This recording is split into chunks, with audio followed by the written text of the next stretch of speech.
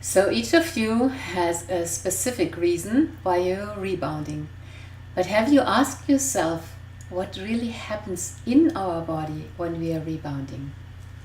So we have about 50 trillion cells in our body.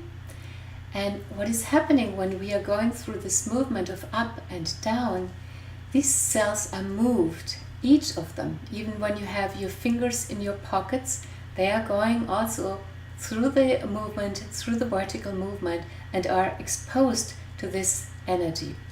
So when we are in the up bounce, what happens is with our cells, they expand. So they expand, and on the down bounce, they contract. So the moment you are hitting the mat, the cells are contracting, and when you're in the up bounce, they are expanding. And you can see already when you see this movement, it's a pumping movement. And this pumping helps the cells to draw in more oxygen, to get more nourished, and to have more flow, more energy flow. I'd like to show you now with the skeleton of the spine, how rebounding and how every up and down vertical movement affects our spine. So what you see here are the white parts. The white parts are the vertebrae. The dark parts represent the discs. And when we have an up movement, we have an expansion. And when we have the down movement, we have a compression.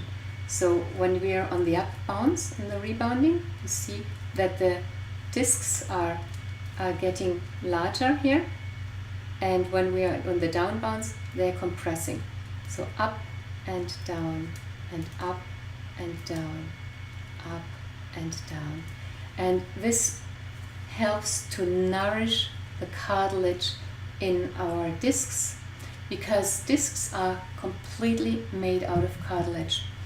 And what happens is when we are about 20 years old, when the formation of cartilage has finished in our body, when we are grown, then the red blood cells, which are before in the cartilage to build it, they disappear out of the cartilage, and from that moment on, it's only the movement, up and down movement, which is nourishing our cartilage. So you can imagine it like a sponge. So if you think that this part here, this part is the vertebra, and this part also is the vertebra, and in the middle here, that is the disc. What happens when we're on the down bounce? It is compressed, and on the up bounce, it is released. And with this releasing, it sucks in the nourishment from the environment, and with that, it gets nourished. So on the up bounce, it is nourished. On the down bounce, it releases what it doesn't need anymore. And this kind of movement that we have, it's necessary for our cartilage, and specifically here for the discs of the spine to be nourished. And if that is not happening, we might get herniated discs. So in this picture, you see the effect of rebounding on the discs. The first picture shows the vertebrae, and in the middle is the disc, and in the upwards movement, you see the stretching of these discs in both directions, and like that, with that, they pull the nourishment in from the outside, from the environment. And then the other picture shows the downward movement, and there they are compressed, and that's the moment when the vertebrae, when the discs between the vertebrae, they release all what they don't need anymore. And you see with this up and down pressure massage, that allows the discs to stay healthy, and to keep their natural elasticity and to absorb shocks. So in the next picture, you see two vertebrae and three discs. On top of the first vertebra, there is a disc which is healthy. You see very well the inner kernel of the disc, which is surrounded by cartilage. And in fact, that is a bit how a disc looks like. It has this jelly button in the middle. That is our shock absorber.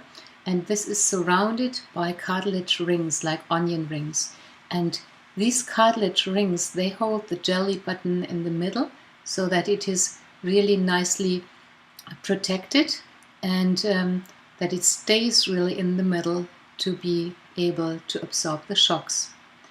The second disc, so the one in between the two vertebrae, there you see a herniated disc. And what you can see there is that the jelly button is not in the middle anymore. It has slid outside, and it's hitting the red line there, which is represents a nerve. And this is really hurting because the disc now is pushing on the nerve, and that is what causes the pain when you have a herniated disc. So what happened is that the cartilage became brittle and it broke open, and so the inner jelly button, which is a bit kind of, it's not directly liquid, but it is also not fixed. So this jelly button that came out, it was pressed out and is now hitting the nerve. And then the last disc, which you see on the bottom of the two vertebrae, there you see the beginning deterioration of a disc. So it starts to get cracks. So in order to avoid these things, you really have to nourish your discs, and as I said, they are made mainly out of cartilage. All surrounding the jelly button is cartilage, and in order to nourish it, we have to have an up and down movement. So we have learned now that we have to move in a vertical way in order to keep our cartilage nourished, and that's not only the cartilage between the vertebrae, so it's not only the discs, it's the entire cartilage which we have in our body. And we have cartilage, for instance, in the knees. We have cartilage wherever two bones are next to each other, like here in our ankle, here in our wrist, or in the ankles, because bone on bone would hurt you tremendously. So you have always cartilage between two bones. And the next important point is the alignment. We really need to be in a good alignment in order to also not hurt our discs in the body. And you can see here, I purposely have bent the spines so that you can see how very often people are standing. They have a big curve here in the lower spine and a curve in the upper spine, and that means that the entire movement is not distributed evenly. There are places of the spine which are more jammed together and other ones are wider, and you can see that here when you look at the discs, they are not even. They're here, for instance, they are very open on the front and they are very pressed here on the back, and over the time this is really not helpful. And the most pressure, of course, you have there where you have the biggest curve, and that's why herniated discs are mostly happening in the lumbar spine, here down here in the lower spine, and also in the upper spine where you have the neck. This is other places where we have most movement. So too much movement here, not enough movement here. And in a correct alignment, we would have way more, let's just do it here, way more an even movement. So it's not that the spine is like a stick, there's still a little curve, but like this, if we have a nice alignment of the body, it is way more equilibrated and the discs are not harmed. And I can show it to you again here with our little disc model. So if we're standing correctly, if we are walking or moving or rebounding, we are doing this. If we are not standing correctly, it goes like that. See, and after a while, this will part of the disc will get brittle, and then you have that what we just saw on the last picture. You can get a herniated disc, and we don't want that. So on this picture you see the posture and its effect on the spine.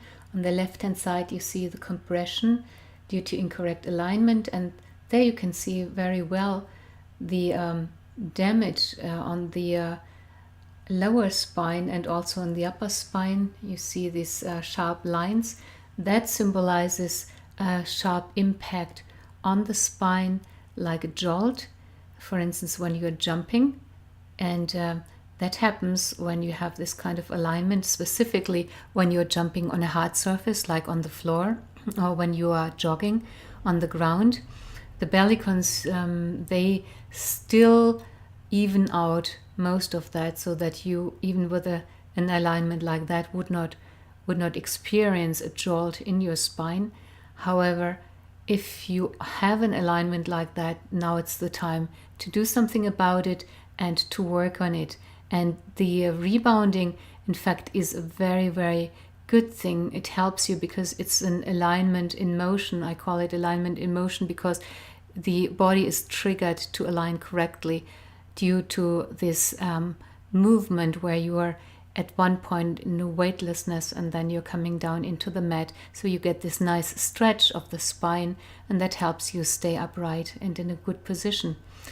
And on the right hand side, you see the correct alignment. Next to it is a spring, which symbolizes that the energy of the movement when you are jumping or when you're on the rebounder is going through the spine in a correct way, just very evenly. And that's how we want to rebound.